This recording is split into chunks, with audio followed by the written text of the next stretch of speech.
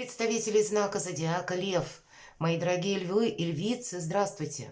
Таро прогноз, гороскоп, январь 2024 года. Давайте узнаем подсказки карт.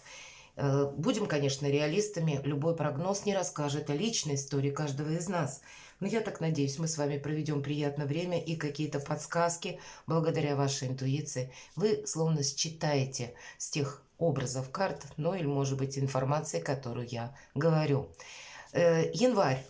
Начинается январь тем, что заканчивается ретроградность Меркурия 2 числа. И с вот этой фазы ретроградности обратного движения Меркурий уже переходит в директное прямое. И значит, если у вас во второй половине декабря, внезапно с 13 числа, когда он вошел в ретро, менялись планы, или что-то становилось на паузу, или пришлось что-то скорректировать. Вот здесь зеленый свет. И второй момент. 21 числа Плутон входит в знак зодиака Водолей. И нам говорят о том, что не будет как прежде. 2023 год, во многих своих видео я говорила, это год адаптации. 2024 год. Игра по новым правилам. Начало эпохи Водолея. Больше инноваций, больше возможностей, больше свободы, мои дорогие. Больше, где-то концентрации на своих собственных желаниях. В хорошем смысле индивидуализм или проекты творческие. Каждого из нас в отдельности они могут получить прекрасное продолжение. Или когда мы можем свою мечту воплотить в жизнь. Давайте в разрезе января мы узнаем, что думают карты. И первую карту мы достанем такую. Она будет называться «Чему вы будете больше уделять внимание?» или «Какая сфера жизни проиграется больше?» Именно в январе. И что важно знать? Свяжем эти две карты. Каковы сюрпризы? Это со знаком плюс подразумевается января. И с какими неожиданностями вы можете столкнуться в январе? Что скрыто? Может быть, вы сами чему-то не придаете значения. Может быть, и скрывают. Узнаем. Что может помешать или чему сейчас не время? Узнаем у карт. А что будет радовать? Что будет вам помогать? И посмотрим по основным сферам жизни. Энергетику, дела, работа, бизнес. Энергетика денег. Достанем карту. И что подскажут в личной жизни. Итак, какова же сфера? Тут не просто сфера, мои дорогие. Старший аркан императрица. Конечно, я могу сказать, что личная жизнь на первый план выходит. Но я могу также сказать, что выходит сфера личных достижений, работы, амбиций, ваших честолюбивых планов, ваших творческих планов, потому что по императрице она плодовита. И для кого-то эта плодовитость буквально, мои дорогие девочки, правда, может быть, как известие о беременности, почему нет. Но еще это всех нас, безусловно, касается в том числе и мужчин. Это плодовитость на идеи, на какие-то творческие начинания или на желание по работе что-то изменить, в своей жизни вообще внести коррективы. И императрица свою мечту или цель, или намерение, назовите как угодно, она воплощает в жизнь. Где-то мы этим будем заниматься. И, безусловно, это старший аркан. Он может для кого-то проиграться, сфера отношений, у кого-то из вас вопросы денег. Это тоже все где-то в интересах императрицы. Вообще, само по себе благополучие в квадрате, наверное, если не в кубе, проходит по этому аркану. И тут для кого-то способы, может быть, заработка, каким образом ко мне будут приходить деньги, как я смогу реализоваться, или какова составляющая моей личной жизни, или мое место проживания. Это тоже будет важно. Для кого-то это может быть смена имиджа. И такое по императрице. Она как раз очень внимательно следит за своей представительностью, будем говорить, и поэтому вы люди импозантные, мои дорогие львы и львицы. Для кого-то из вас будет желание изменить деталь, может быть, в вашем как раз имидже. Но имидж это не только внешний какой-то лоск, это еще и наше здоровье, это наша бодрость, это физическая активность или гармоничный душевный баланс. Вот абсолютно любая сфера жизни у вас должна, как будто лев должен быть счастлив. Вот самое главное, наверное, мои дорогие львы и львицы. И правда, карта говорит о том, что это уже как результат какой-то, что вы будете счастливы, довольны. И для вас в целом позитивный январь месяц. Что важно знать про личную жизнь. Про то, что радость будет, мои дорогие. Предложения, может быть, будут. Признания в любви. У кого-то приятные счастливые новости. Или человек вам признается, сделает комплимент, подарит подарок. Но сама по себе продолжается тема позитивности, если так можно сказать, и оптимизма. Но это точно с двумя этими арканами. И нам говорят, что больше приятностей каких-то, что важно знать. Где-то радуйся, приглашают нас именно больше внести в свою жизнь каких-то счастливых нот, как будто пространство и время будет способствовать как раз этому. Давайте мы спросим, каковы сюрпризы. У кого-то может проиграться королева Пентаклей, буквально может быть известие от человека, который рожден под знаком зодиака стихии Земли, Телец, Дева, Козерог, или имеет там асцендент, или может быть и по Луне, кстати, или в принципе очень перекликается эта карта отчасти с императрицей. В каком плане? Королева Пентаклей сделала себя сама. Она умеет из любого хаоса создать порядок, поэтому какой-то порядок у вас устанавливается. С одной стороны, с другой стороны, вы будете просто держать что-то под контролем. И более того, вам захочется, может быть, свой успех или какое-то предложение, или какую-либо возможность продолжить, и это будет очень правильно, потому что королева Пентаклей занимается именно тем, что она строит сад своей мечты. И вот где она изображена, как будто среди сада, есть предание, что она построила, создала его своими руками. И вы, может быть, что-то будете творить, создавать, согласовывать, может быть, или, приумножать ваше благополучие. Вот и все под контролем. Сюрпризы. Любой сюрприз может быть, как и от человека, так и в целом. Вот эта энергетика, которую я подробно описала, вы в ней будете находиться. И это можно расценивать как сюрприз. Стабильность, надежность. Неожиданности, с которыми вы можете столкнуться. Неожиданности я предполагала как вариант что-то с минусом. А у вас, мои дорогие, Солнце, правда? Не случайный аркан императрицы. Можно заканчивать наш прогноз. Раньше и заканчивали. Как только карта Солнца выпадала, говорили, у тебя все хорошо, иди. Понятно, что какие-то нюансы будут, не бывает так вот без ложки дегтя, но в целом, как и все под контролем. Как-то так и у вас, даже в неожиданностях, карта Солнца, карта радости, карта счастья.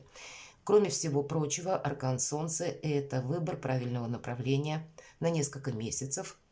То есть это буквально как минимум до середины 2024 года, вполне вероятно, в январе вы уже будете как будто закладывать фундамент своего успеха, своих побед, своего прочного семейного, может быть, положения или личной жизни, или в нескольких как будто сферах сразу. И будете вот этот самый гармоничный баланс укреплять, восстанавливать, что-то реорганизовывать, не без этого по королеве Пентаклей. Но и ведь правда это вот начинается в январе с уверенности вашей по нескольким сферам жизни. И как будто это нужно продолжить на весь 24 год. Что скрыто? Луна. Солнце и Луна. Правда, говорю, без ложки дегтя не бывает. Но Луна это не сама по себе, как что-то со знаком минус. Нет, но это по Луне есть какая-то неопределенность. Может быть, и не одна. И правда, ну, наша жизнь состоит не только из радостей, но есть и те вопросы, которые вот как бы мы ни хотели, прямо сейчас они не решатся. И вот это где-то по Луне как раз и скрытость сама по себе идет. Но это старший аркан. О чем он нам говорит? Никто от вас ничего нарочито не скрывает, мои дорогие львы и львицы. Никто не собирается ставить подножки, недругов как будто нет.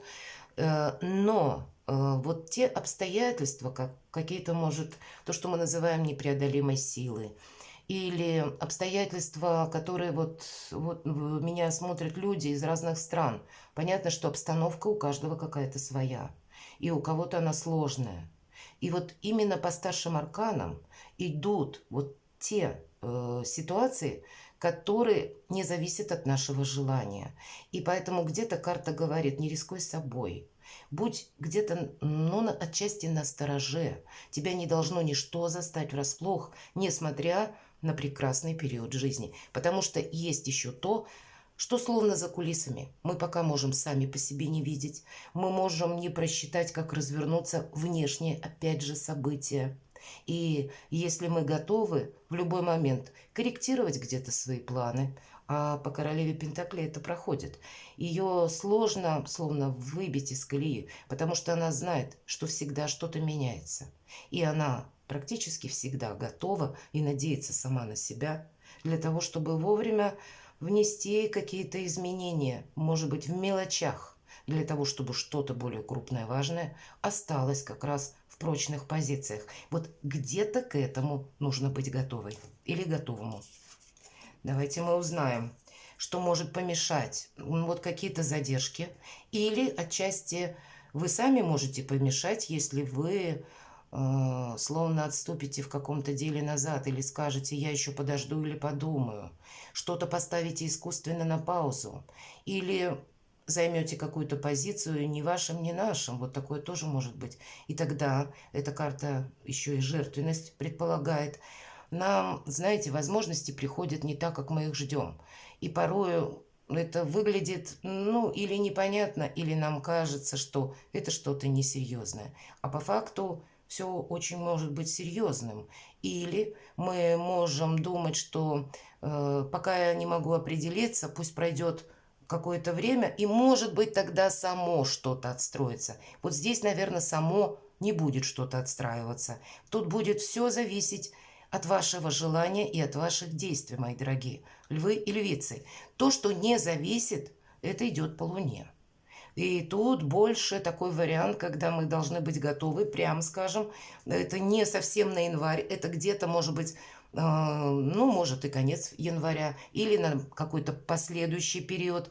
И вот как будто, если мы говорили по карте королева Пентаклей, она из хаоса умеет создать порядок.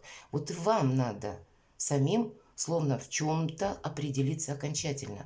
С одной стороны, что может помешать? Нам могут предлагать, допустим, как сделки или сотрудничество, и вам тоже нужно просчитать, чтобы не попасть кому-то на крючок. Все же вот по этой карте такой вариант тоже я не исключаю. То есть мутные люди или то, что предлагают, но просчитать как будто невозможно, сопряжено с риском. С таким риском, когда тот, который предложил, он уже ретировался, а вы один на один с какой-то проблемой и будете ее героически решать. То есть себя риску подвергать нельзя. Но и поставить что-то на паузу, сказать, пусть оно как-то как идет, так и идет, то вот это будет тоже мешать. А что будет помогать, что будет радовать? Будут задержки в чем-то неизбежны, да. Сам по себе период, кстати, достаточно спокойный, с приятностями. Но выпадает, вот смотрите, с одним значением приблизительно две карты, но в противоположных позициях. Это что нам может помешать? И семерка пентаклей, которая тоже предполагает определенные задержки, нам выпадает, что будет помогать. Поэтому единственный момент – по карте повешенной у нас изображен человек, который сам себя по преданию словно подвесил и решил посмотреть что-то с другого ракурса.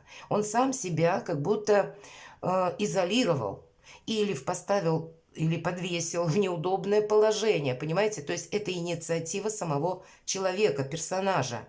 А по семерке пентаклей у нас дерево, которое растет, которое в преувеличении, в прогрессе, пентакли буквально на этом дереве растут. И дерево ведь у нас, если мы говорим корни, это прочная, надежная позиция. Вам будет помогать, когда вы что-то просчитываете на длительный период времени. И в то же время, когда, если правда есть обстоятельства непреодолимой силы, вы их не пытаетесь искусственно ускорить. Но и сами себе барьеров тоже не создаете.